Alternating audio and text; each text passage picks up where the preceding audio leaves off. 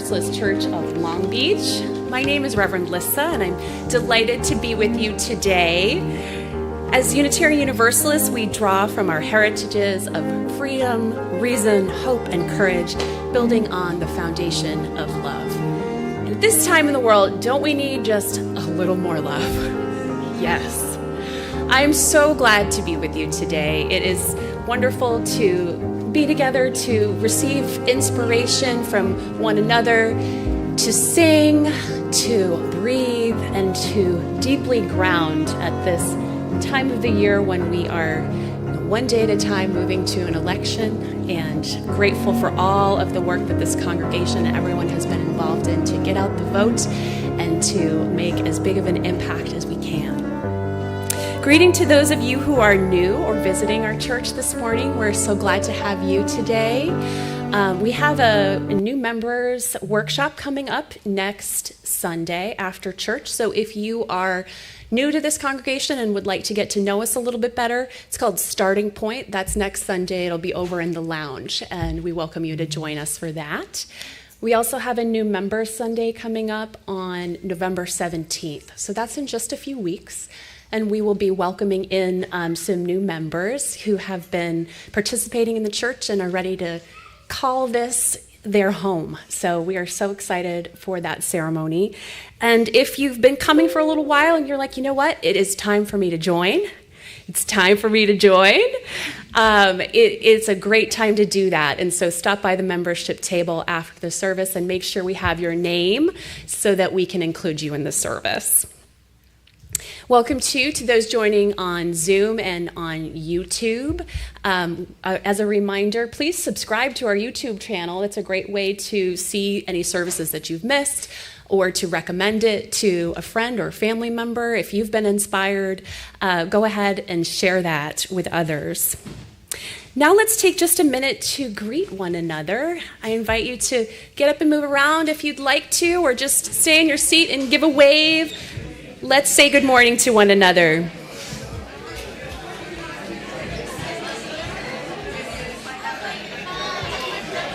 Hi.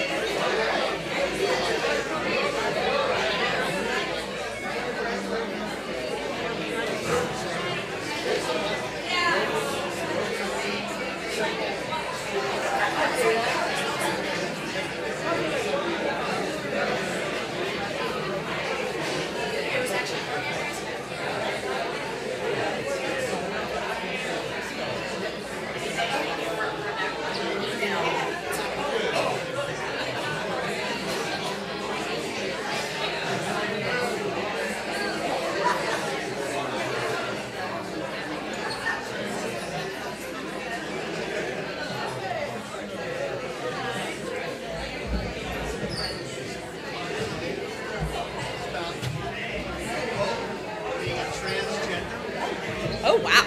Okay. All right. Okay. Whoa, okay. Got it. Conclave. All right. Okay. If we can find our ways back to our seats, I appreciate that so much. We're going to get started with our service. After the service today, if you're watching online, you can move over to Zoom if you're not already on the Zoom for a Zoom coffee hour where you can chat with some fellow congregants. And for those joining us here on the campus, we host coffee and refreshments on the patio under the structure after the service, and we hope you will join us for that as well.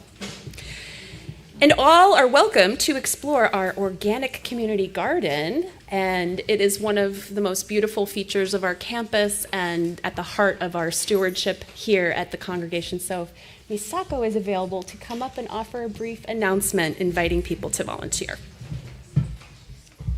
Okay, can you hear me through my Zorro mask? Okay, all right. Well, good morning and namaste, everybody. My name is Misako, and I'm here to recruit you into the garden. A happy green thumb once said, "A garden adds years to your life, and by golly, adds life to your years." So add youth and wisdom to your life and join the garden gang. We could really use your help, really use your help to water and tend to the seedlings for the new season. Ramon, Michael, Patricia, and I would welcome you for fun, friendship, and fellowship. So if you want nutriment for your spirit and juicy greens for your belly, come join us among the greens. So Mother Nature will thank you, and so will we. Thank you. Thank you. Beautiful.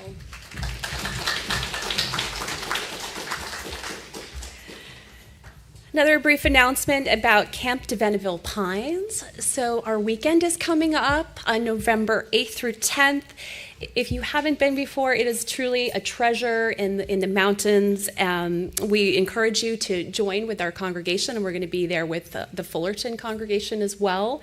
It's right after the election, and so it's a great way to be with others and to have some fresh air, walks around the lake. It's going to be wonderful.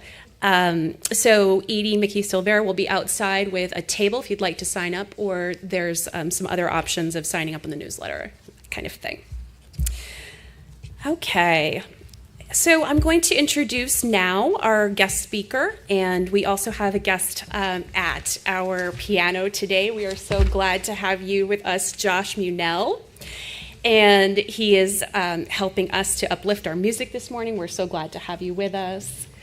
And we have with us back for another visit to our congregation. We're so grateful when we get to build relationships with our guests. And Tahil Sharma has, for over 10 years, been dedicated to the work of interfaith cooperation and social justice.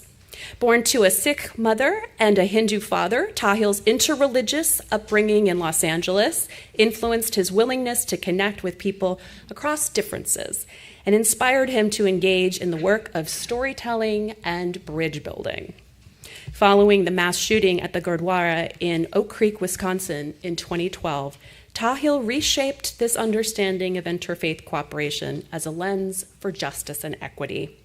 Since then, he has been involved in efforts for literacy as well as advocacy in local, regional, and international capacities. That's why he remains active in various spaces, not only to represent his traditions, but to help change the way people think about our intersection of religion and spirituality with our identities. While the work he does is super serious, his general attitude is anything but serious, which is why he often comes across as lost and confused. Tahil can most often be found at a coffee shop where you'll find him with his laptop, an iced mocha, and a friend or two nearby. And so he enjoys talking about religion and spirituality, but really will talk to you about anything. So please do approach him after the service. And he is also an occasional stress baker, we've learned, a new podcaster, and a language learner who loves to explore cultures and grassroots movements in other cultural and religious contexts. Please give a warm welcome to our guest, Tahil Sharma.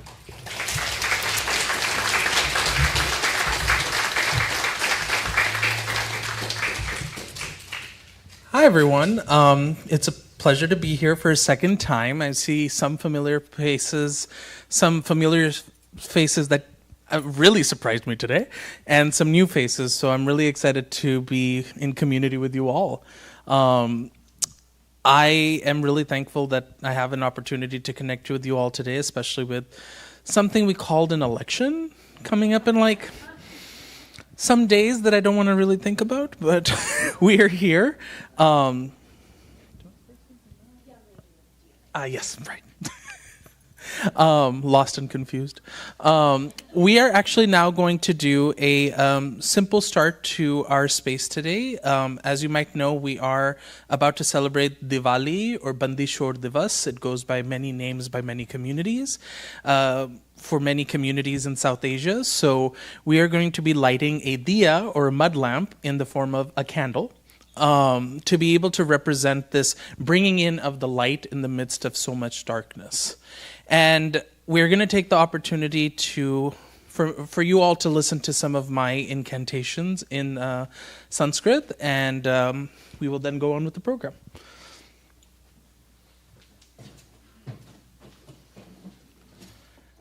Now, where might I find a lighter thing? Thank you.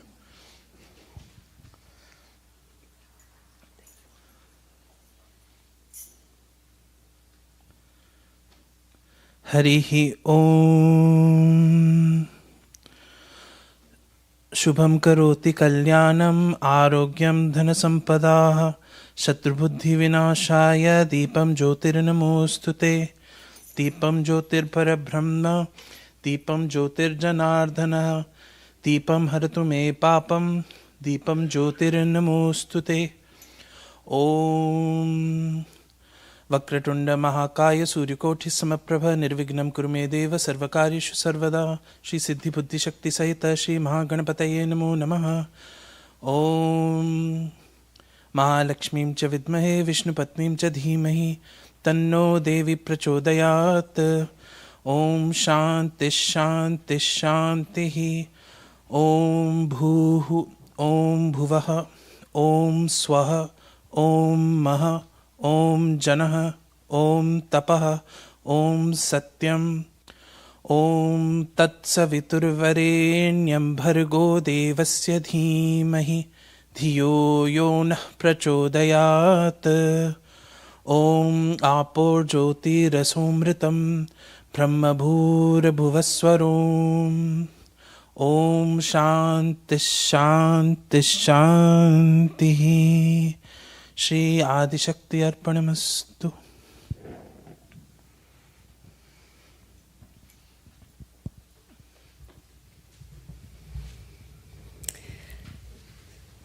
So Tahil and I are bringing the light to two different lamps. And I will be offering our chalice lighting this morning. And it's always an amazing opportunity to learn the history of the chalice and be reminded of it. It was begun as a symbol that emerged during World War II by the Unitarian Service Committee. And a lamp was placed in the window as a way to indicate that the home was a safe place for refugees to seek shelter. Today, the chalice remains a symbol of our commitment to human rights and interfaith cooperation. And for our chalice lighting today, I want to share insights from one of Tahil's traditions, which is the Sikh tradition, and to recommend a book for your learning, which is called The Light We Give by Simranjeet Singh. In his book, he asks, what does it look like to truly love our neighbors, including those who don't love us back? How do we prepare ourselves to fight hate with love, even when hate threatens to harm us or our loved ones? And what can we do to nurture humility, authenticity, and ethical fortitude in these times?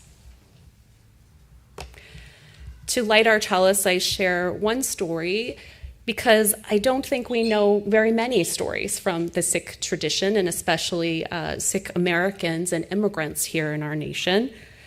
And so we have the opportunity to open to the beauty and also the painful history and the oppression that the Sikh community has been subject to.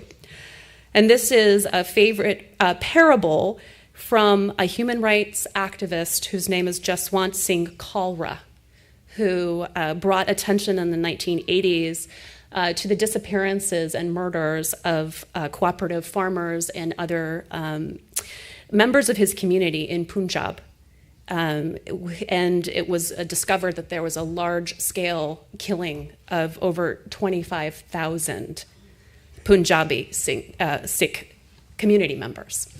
And Kalra traveled before his death to Canada and the United States to try to bring attention to this incredible human rights tragedy. And so this is his favorite folk tale. He said, "There's an old tale about when the sun was first setting. As her distance narrowed to the horizon, the light on earth slowly diminished. This made way for darkness to creep over the land. The people were afraid that when the sun would finally set, the darkness would be permanent. What will happen to us, they said. Far, far across the land in a small hut, a little lantern lifted its wick. It said, 'I challenge the darkness. In my small corner, I will not let the darkness settle itself around me.' With this example, many other little lanterns in small huts lifted their wicks to the darkness, and the people watched in amazement as so many little lanterns illuminated the earth, preventing the mask of darkness from taking over." The lantern in Kalra's parable did not seek to end darkness entirely. It was humble enough to recognize this was not a reasonable objective, and instead focused on its small corner. As other lanterns followed, the little lantern's humble action created meaningful change. So we light our chalice today alongside of the Dia lamp as one of many lanterns. May we commit to bring our small light to every corner of the world.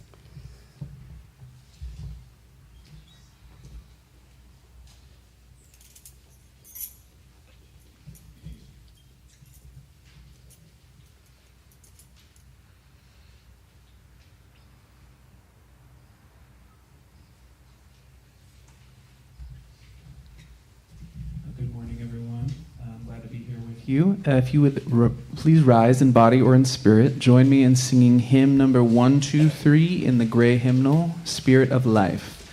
Hymn number 123.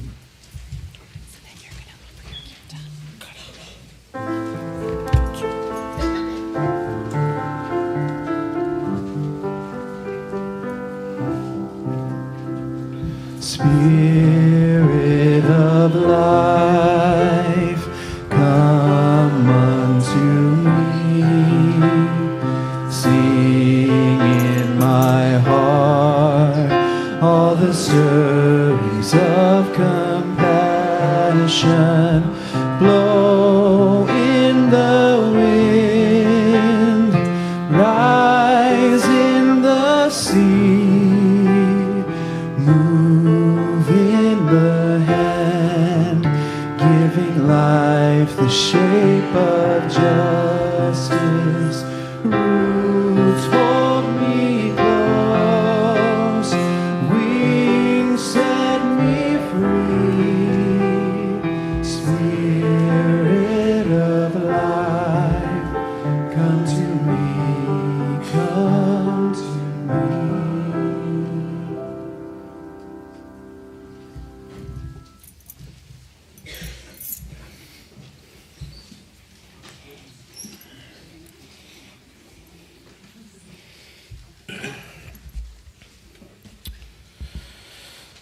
Satnam ਸ੍ਰੀ ਵਾਹਿਗੁਰੂ ਸਾਹਿਬ ਜੀ। ਸਤਨਾਮ ਸ੍ਰੀ ਵਾਹਿਗੁਰੂ ਸਾਹਿਬ ਜੀ। ਗਈ ਬਹੋੜ ਬੰਦੀ ਛੋੜ ਨਿਰੰਕਾਰ ਦੁਖਦਾਰੀ। ਕਰਮ ਨਾ ਜਾਣਾ ਧਰਮ ਨਾ ਜਾਣਾ ਲੋਭੀ ਮਾਇਆ ਤਾਰੀ। सोरठ महल्ला पंजवा। नाम पढ़ियो भगत गोविंद का, एह राखो पेज तुम्हारी। हर जियो निमानिया तू मान।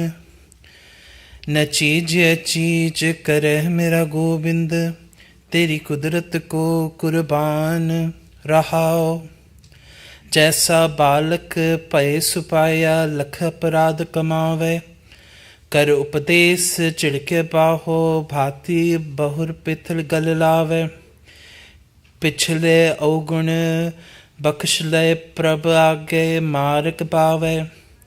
हर अंतरयामी सब विद जाने, ता किस पे आँख सुनाइए। कह कथन ना पीछे गोविंद, हर पावे पेज रखाइए। अवर ओठ में सगली देखी, कि तेरे ओठ रहाइए। होए दयाल कृपाल प्रभ ठाकुर, आपे सुने बिनंती। पूरा सतगुर मेल मिलावे, सब चूखे में की चिंती। हर हर नाम अवकर मुख पाया, जन नानक सुख वसंती। वाहिगुरु जी का खालसा, वाहिगुरु जी की फतेह।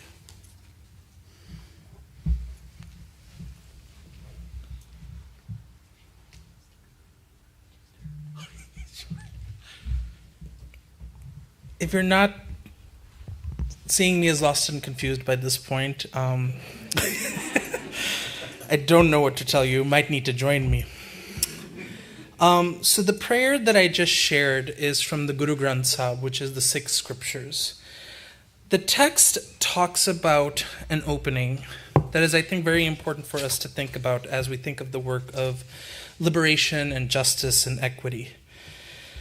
The restorer of what was taken away, the liberator from captivity, the formless Lord, the destroyer of pain. I do not know about karma and good deeds. I do not know about dharma and righteous living. I am so greedy, chasing after illusion. I go by the name of God's devotee. Please save this honor of yours. O dear Lord, you are the honor of the dishonored. We understand this very important passage, especially at this time that I'll go into during my talk, as a time where we look at liberation as a norm, not as something we're still striving for. We look at this as an opportunity to remember that we are not perfect. We are not the best at what we do. We try our best every day. But this is a reminder that in our presence of the divine, which is shared in all of nature, among all of us, within each of us, we have to remember also that this strife for liberation also requires us to be humble as much as we engage in this work with a lot of arrogance. So the text is a reminder that we're here to engage in the work of liberation because it's not just ours to achieve. It's for everyone who deserves it, which is everyone. And we're here to try to have more of that conversation today. So it's a bit of a summary that I could provide.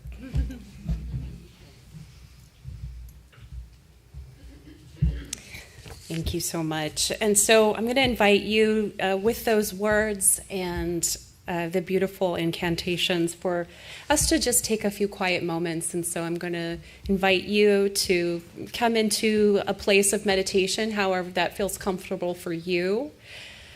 And I love Tahil's invitation to humility and for us to just literally set aside. You can set aside your program. You can set aside anything that you're holding in your hands and simply allow yourself to rest and to be in this space together. So let's just come into that place of receptivity and openness, humility to what we do not know, and our openness in this time of great uncertainty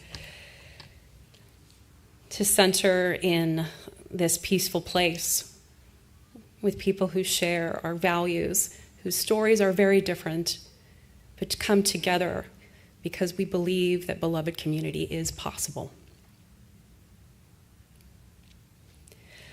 source of love, ground of our being, great spirit, whose many names and faces and energies throughout time animate our hearts.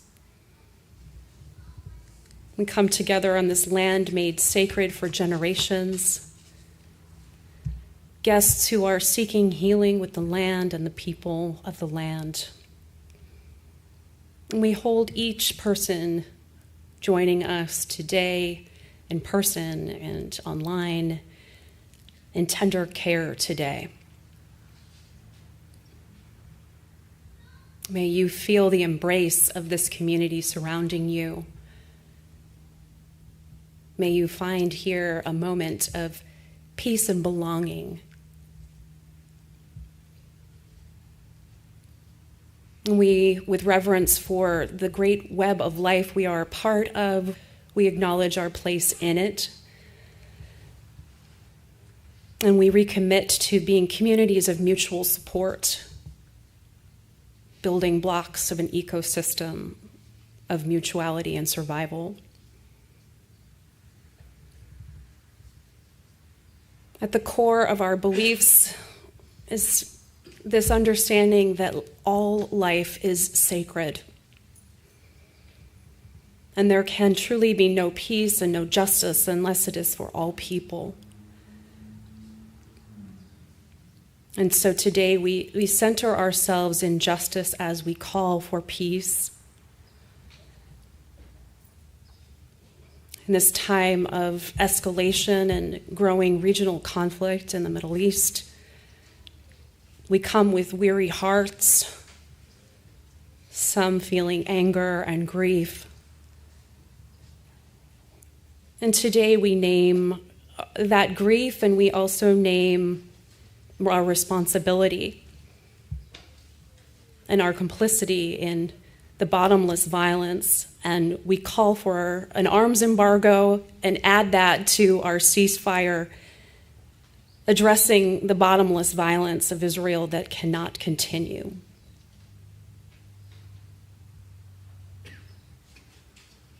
And in solidarity with the Palestinian people and with all peoples who are suffering and grieving. When our hearts feel hardened and divisions feel as if they are growing wider, and election anxiety grips us with uncertainty, let us take a deep breath together and remind ourselves of what is real.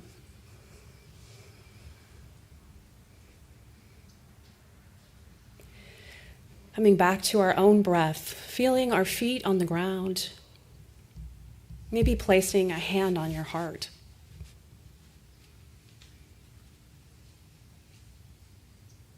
It is important to ground ourselves together. This gathering itself, a symbol of our unity, a symbol of our faith in each other and in the future, and the love we have and the faith we have in humanity. Not just those who look like us or vote like us or pray like us or speak the same language, but truly the light and worth of ourselves and each and every person. And in these final days before the election, we recommit to doing everything we can to make each vote a prayer for the world we imagine and we make real. May we be inspired to do everything we can to soften our hearts, to bring gentleness and compassion to our relations, and to cast our vision on the future. May we be comforted and encouraged by a love that liberates and heals. And maybe we be reminded of this circle of care, which holds us in love and compassion each Sunday and each day of our lives. Amen.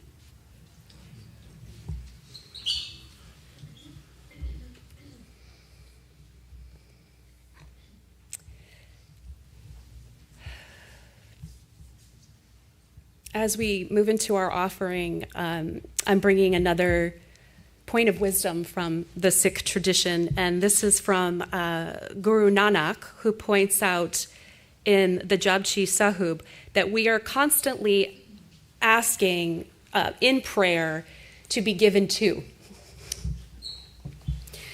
And Simrat Jeet Singh asks, what if we could be more like the giver? And so he asks, how will we practice giving this week? How will you practice giving this week? What can you do to help someone in need? What's one act of kindness that you can offer? And who is suffering the most in your life and in the community, and what could you do to help them? Khalil Gibran wrote, there are those who give with joy, and that joy is their reward. And Martin Luther King Jr. said, you don't have to have a college education to give. You don't have to make your subjects and verbs agree. You only need a heart full of grace. So as our offering baskets go by today, we offer gratitude for all who give so much to this community. And we invite you to consider how you will bring that giving out into the world this week. And Josh will lead us as our offering is received.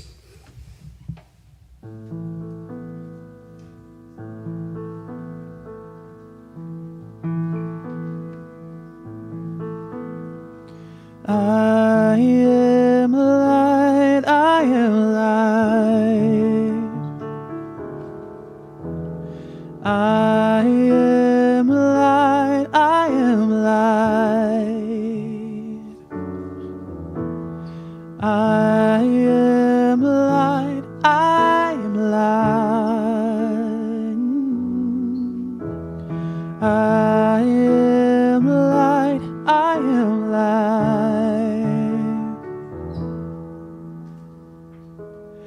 I am not the things my family did.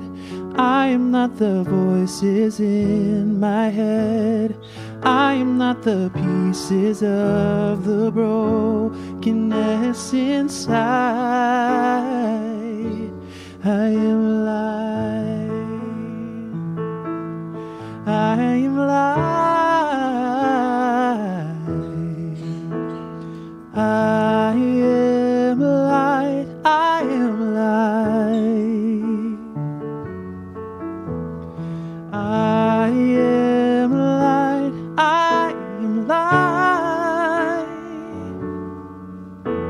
I am light. I am light.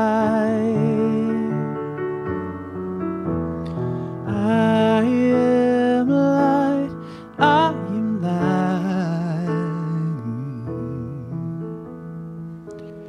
I'm not the mistakes that I have made, or any of the things that cause me pain. I am not the pieces of the dream I left behind. I am light. I am light. I am light. I am light.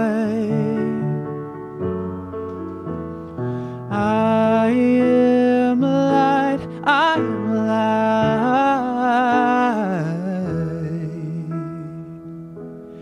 I'm not the color of my eyes.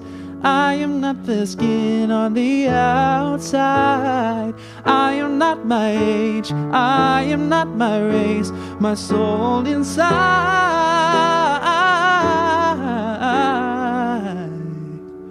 All light.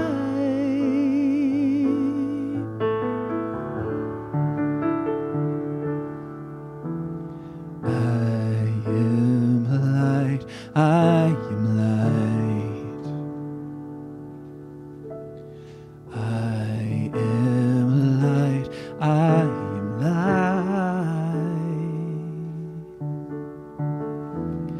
I am divinity find I am the God on the inside. I am a star, a piece of it all. I am light.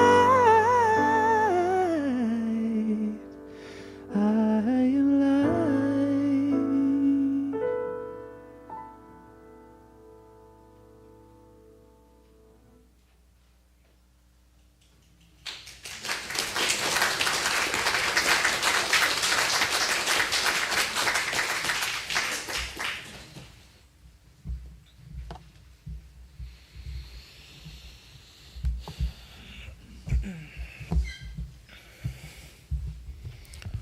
Once again, good morning, everyone.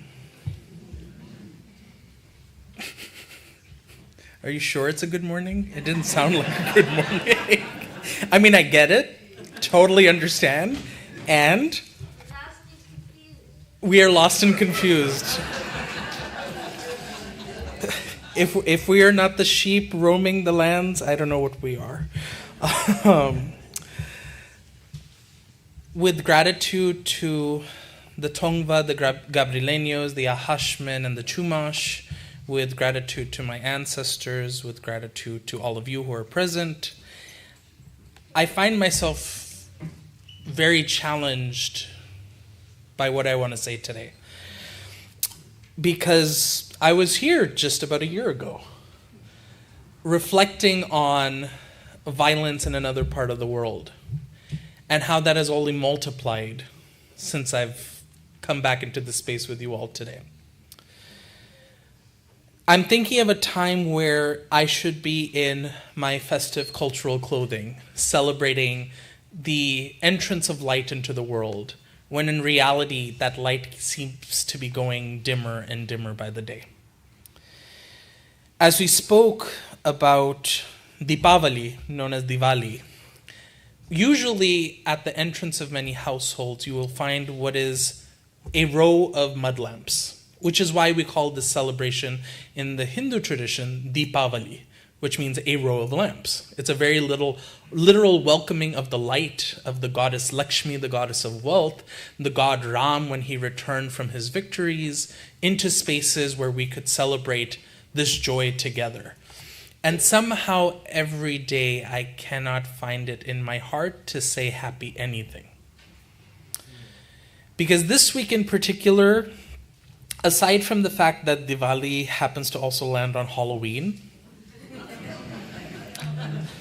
that's a hard one. There are a lot of videos out there of people wearing like clown makeup or wearing stuff from Scream, the movie, and doing like puja, doing worship.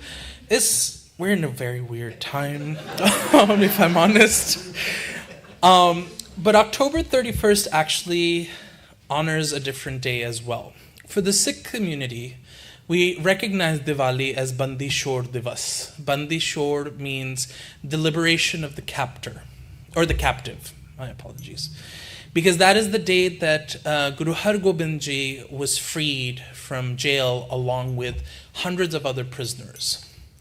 The story goes that the Sikh Guru Har Gobind Ji was sent to jail for just being a Sikh, for just being someone who was living into his tradition by Mughal overlords. While being sent to jail, he befriended everyone in the jail, including the jailers. He won over the hearts of people with his commitment to his faith and his convictions. And the princes that threw him in decided to let him go.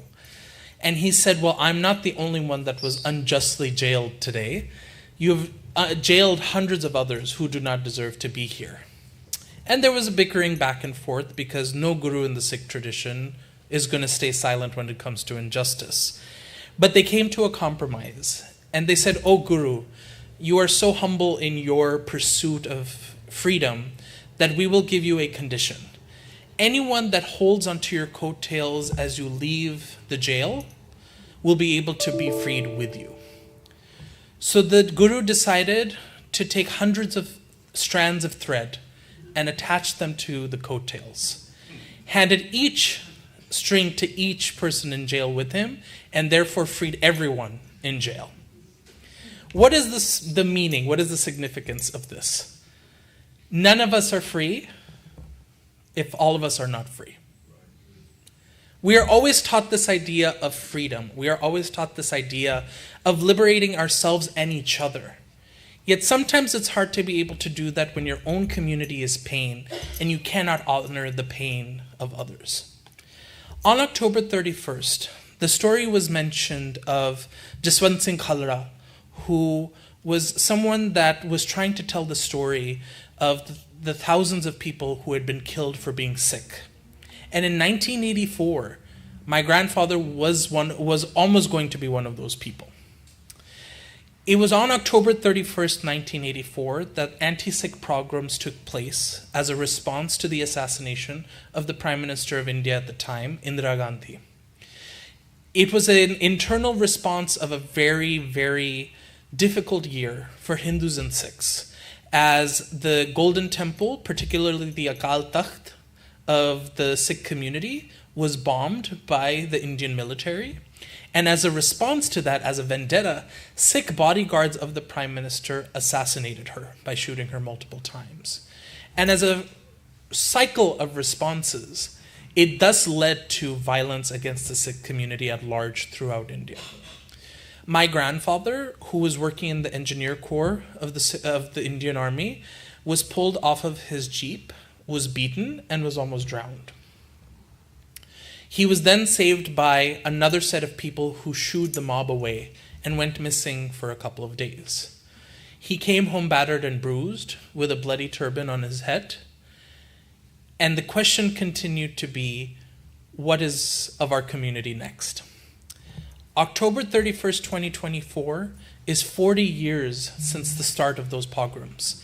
And it is till now in those 40 years that those who need to be brought to justice have still not been brought to justice.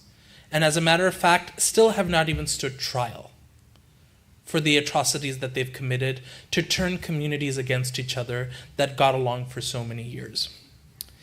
And I look at this going on in the midst of remembering the remarks that I gave about what was happening in Palestine and Israel just a year ago. We were a few weeks into now what is one of the most brutal conflicts in the last decade, to say the least, among many other things.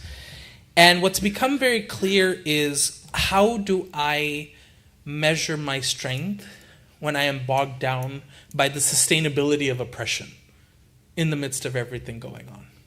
It is not just Palestine, it is not just the Sikh community.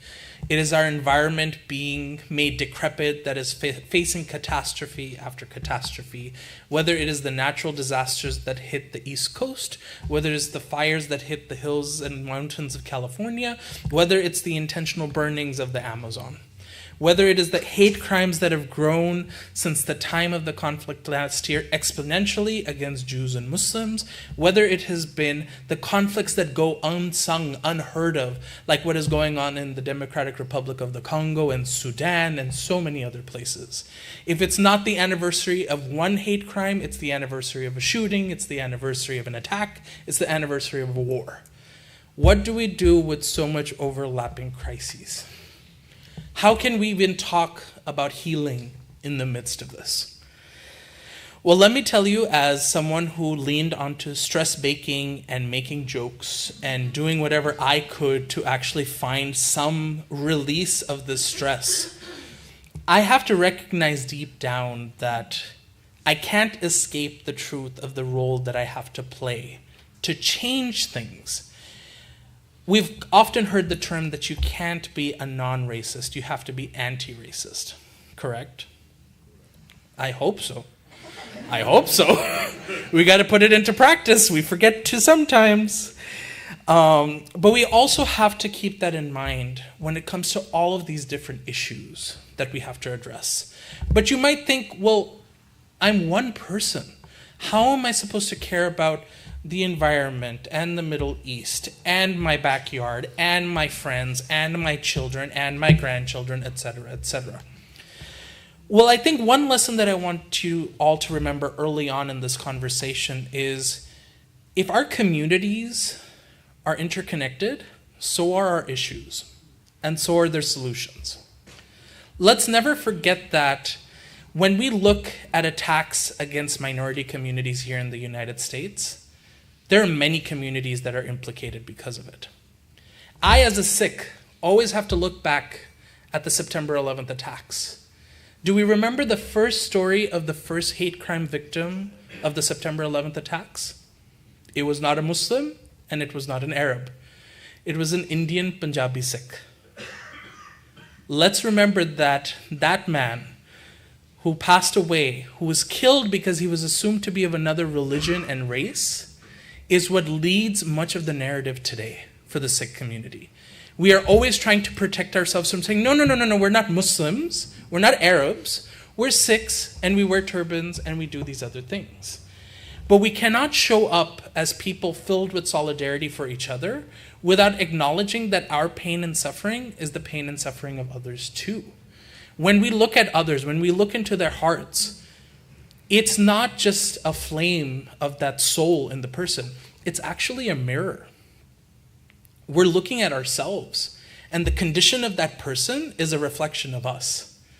So if that mirror is dirty, if that mirror is cracked, it's a reflection that we are broken. It's a reflection that we have so much that we need to fix about ourselves. And once again, we are also in a space where next week we have an election. I think today is 10 days? 10 days. Well, at least it's 10 days away. It's going to be another couple of months after that anyway. And we know that we all have a conscious role to play in an election. Every citizen in the United States has a responsibility to change the narrative, to shift the tide, to be able to show that we are represented. And I know that there are many conversations happening around who to vote for, which is a hard pill to swallow. There are also many other people that we have to elect too, that are not just the President of the United States, that are members of Congress, that are members of state assemblies and senates, that are that include propositions on our ballots that remind us that we have a responsibility by vote, by tax, and by conscience to be able to help the most marginalized in our society. So how do we keep having to engage in all of this, knowing that it is ripping us to shreds, being able to think that any decision could actually be a wrong decision? So I want us to talk now, well, I'm just the one talking at this point, but I want us to consider thinking about what healing looks like. I know oftentimes in spaces of religiosity, ones that I actually find myself very distant from in the past year, have been talking a lot about self-care and healing. And what does self-care and healing look like if your approach to self-care and healing is not caring? If it creates apathy, if it creates lethargy, if it makes you feel that, oh, that issue is so distant to me, why should I even bother? What you're not realizing is that isn't healing or therapy. You need both of those things, but it doesn't come with denying the dignity or humanity of other people. It comes with being able to realize that the deeper we recognize our attachment to one another, our responsibility to one another, the deeper we understand that healing can only start then. I remember I went to a conference back in 2021 related to the G20 in Italy, and the theme of the conference was a time to heal. I don't know whose bright idea it was to talk about healing in the midst of a lot of chaos, but the question that I asked was, how do you want people to heal when the knife is still in our back? How do you want us to heal when you keep taking the knife out, inching it slowly, as if we're going to be able to ease ourselves into something only for you to put it right back and sometimes even deeper than before? Look at the case that we've created for the world. Many of us may think that this is meant to be, that this is circumstances that are out of our control, when in reality, it is much of our apathy that has made this get out of control. We know that we live in the privilege of Southern California. But this privilege in Southern California still is also riddled with a lot of issues. It's not wise for us to lean into our liberal and progressive tendencies to think that because we live in this place called Long Beach or Los Angeles or the Inland Empire, that we're not screwing up either. We have one of the biggest worsening homelessness crises in the country. It is only getting worse. And with the cleanups of communities rather than being able to straightforward house them is a liberal and progressive circumstance, unfortunately, because we have politicized the idea of housing being a human right. We have politicized the idea that just because we have diversity, we have inclusion, that we are automatically pluralistic, when in reality, the sharp engagement of anti-Semitism, Islamophobia, anti-Sikh crimes, and the crimes against Black and brown and indigenous lives here in California is increasing. It's not decreasing. And this is supposed to be a haven, a bastion. What are we doing? How are we engaging? And by us really not being able to say that we're actually doing it better than everyone else, only because we have the money to do it better, but we don't choose to do it better, can we actually talk about healing? It's tough. It's not easy to admit that we're at fault for our silence, for our complicity, for the ways that we feel that we're not responsible for each other. But this is where I ask you to think differently about healing. Are you allowed to say no? Absolutely. Because sometimes our hearts weigh heavy in the midst of pain and suffering. There is no question about it. I may seem high and mighty with the maybe like 4 inches. Would you say it's a 4-inch lift? Oh, 6 inches. Oh, I am terrible at measurement too. With a 6-inch difference from the pews and the pulpit, who am I to claim any moral superiority? When in reality, I should probably stand a couple steps lower than you as someone who is being able to speak to you all today. And it's because we have to take a sense of humility when it comes to self-care and healing. We have to often realize that we don't say no just because we need time for ourselves. We create reasons to say no. We create reasons to turn our heads away from injustice. And they're not necessarily valid. I know this personally because I've been struggling through this conversation for the last year. During the first week of what happened in Gaza, I had posted up a picture of 3 children who are overlooking the Western Wall and the Dome of the Rock Mosque. It is an Arab Christian, an Arab Muslim, and a Jewish child, standing hand in hand and looking over. And I was being accused of being a silencer to the suffering that's happening. That I was being accused of being anti-Semitic and Islamophobic at the same time. I was anti-Jew and anti-Palestinian. And I'm like, what have we done to ourselves? We have put ourselves in such a strange corner to say that if I speak up for anyone, it is a denial of others. Where has humanity gone from this conversation? That is an insurmountable necessity for all of us, that we have humanity and dignity. Where has it gone? And that's where I started to realize that it's because that is not the narrative that is sensationalized. It's a narrative that allows people to feel whole, and that's not what the media benefits from. And quite frankly, the only beneficiaries of conflicts like this are bigots and profiteers. If you keep benefiting those 2 groups of people, and we keep falling among ourselves within division and animosity and ignorance, there's no point in talking about peace. There's no point in talking about justice. They continue to be empty words. I can stand in many singing circles as much as I want to say, oh, it feels so peaceful to be here. But if houses are on fire, if people are on fire, if our fellow creatures, our nature is on fire, what peace are we looking for? I often like to tell people the image of your house being on fire and you're focused on the 1,000-piece puzzle in your living room. The idea that you're so focused on the puzzle that you don't want to put the fire out is staggering. Please put the fire out before you keep working on the puzzle. You cannot focus on the inside when the outside is being attacked, when it's burning, when it's pleading for help. You cannot do that to yourselves. That is why we look at this election time, this time of supposed celebration, this time of overlapping crises, as a time to reevaluate our healing. Because our healing must also invite us to march harder and faster and more frequently than we did before.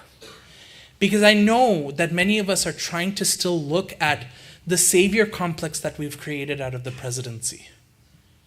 No president is going to save us because we are still a democracy. Who is going to save us? The voters. And they're not only going to save us when it's time to vote. There's a whole 4 years of experience that you can have to be able to reinvigorate your engagement with society. And I hope that you continue to live into that because we are in a very difficult time. I want to remind you all of something else in the midst of this. I find myself really struggling to do interfaith work. It was just after the conversation that I had with you all that I actually had a professional and a personal crisis of wanting to even do interfaith work anymore. Because what I was witnessing in front of me was the collapse of the interfaith movement around the world. Because we had created a taboo around a topic like Israel and Palestine. Communities did not address the issue. Communities took a side. Communities just managed to demonize some community. And unfortunately, it actually kind of proved to me the weakness that we actually built in the last century or so of interfaith work. People still wanted to do interfaith work like it was 1893, during the first parliament of the world's religions, where all you have to do is come, sit down, listen to a speaker speak, clap for them, walk out, and you've done your interfaith work for the day. I am so sorry, this is not 1893. More importantly, this is also a time for us to remember that I'm not saying dialogue is not necessary, because clearly dialogue is where it all starts. But we have a problem when we've idolized this idea of interfaith cooperation, of decades of friendship and eating together and praying together, and the minute you have to talk about something difficult, everything falls apart. Was there strength or resilience or integrity to the idea of your interfaith work in the first place? I do not think so. So I actually invite you to reimagine your self-caring as a stronger interfaith cooperation. Where are you taking the conscious time to learn about other faith traditions and why they are different? Why are you valuing those differences as more important than what makes you the same, that what makes you connected?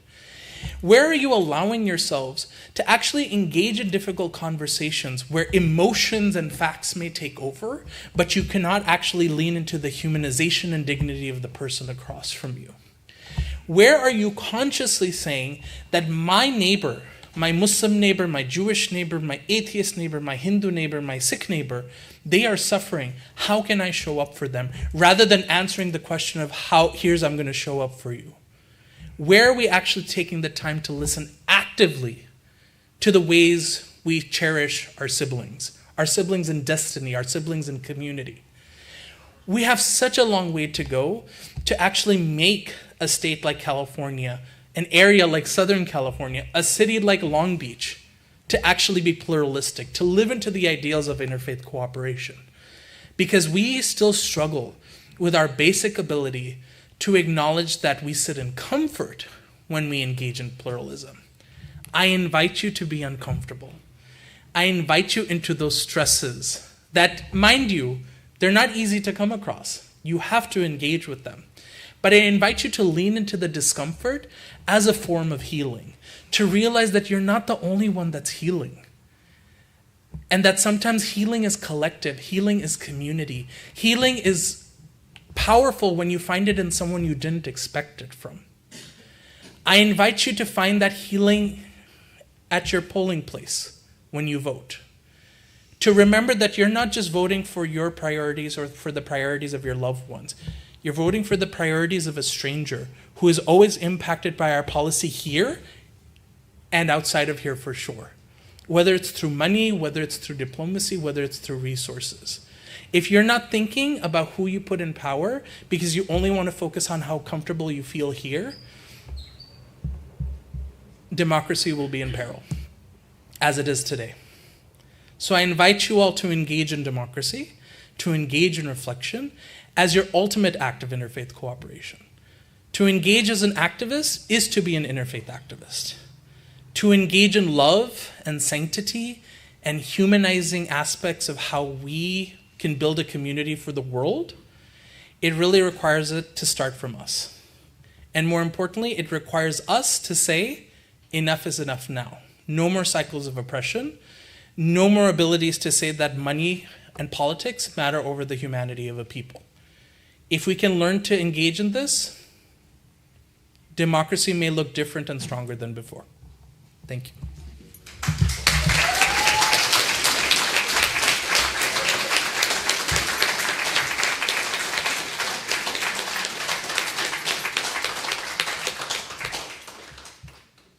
All right. Please rise in body and spirit and join me in singing hymn number 118 in the Gray Hymnal, This Little Light of Mine, hymn number 118.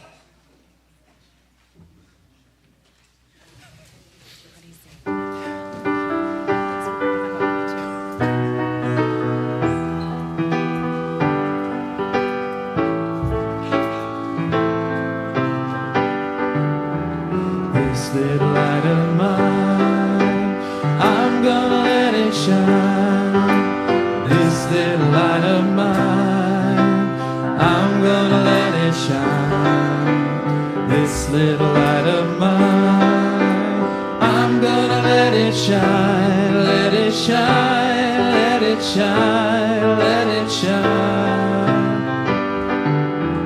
Everywhere I go, I'm gonna let it shine. Everywhere I go, I'm gonna let it shine. Everywhere I go, I'm gonna let it shine. Let it shine, let it shine, let it shine. Building up a world, I'm gonna let it shine. Building up a world, I'm gonna let it shine. Building up a world, I'm gonna let it shine. Let it shine, let it shine, let it shine. Let it shine, let it shine, let it shine. Let it shine, let it shine, let it shine.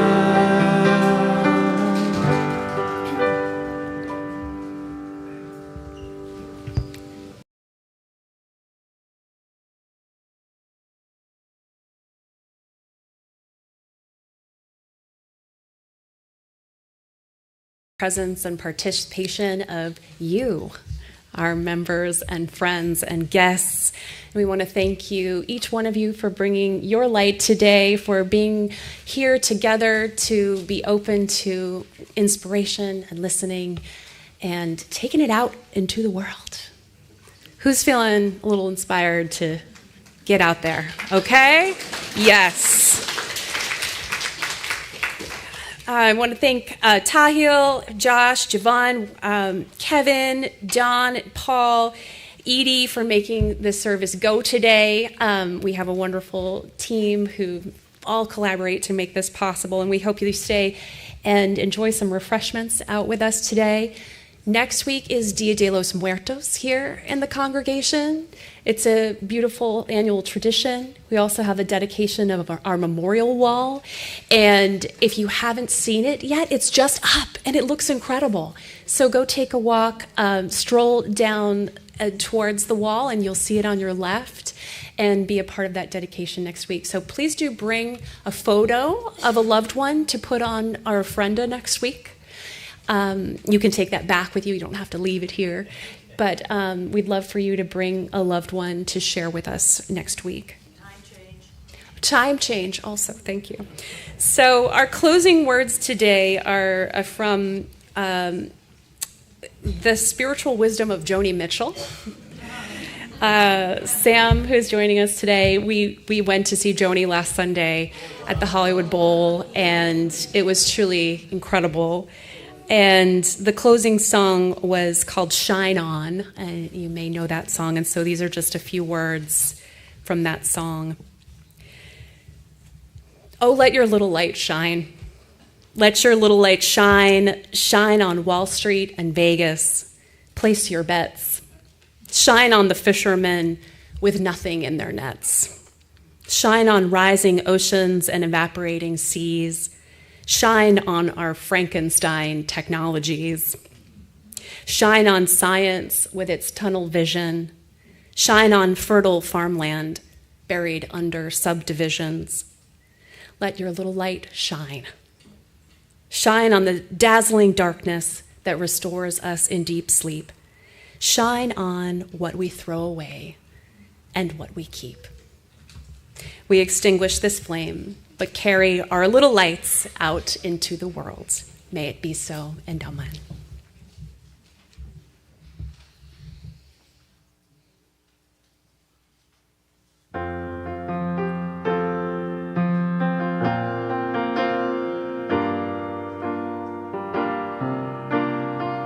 This is my wish for the world, that peace would find its way all around the world.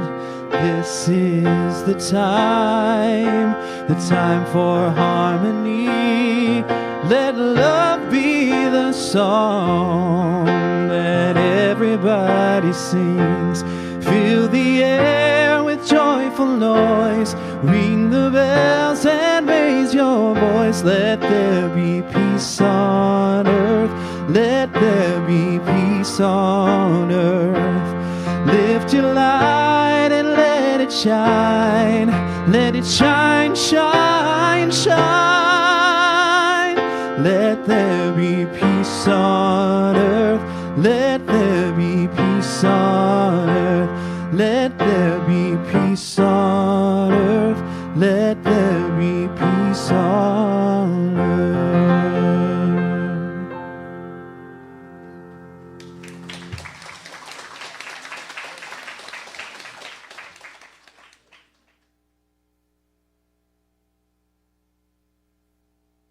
Hello,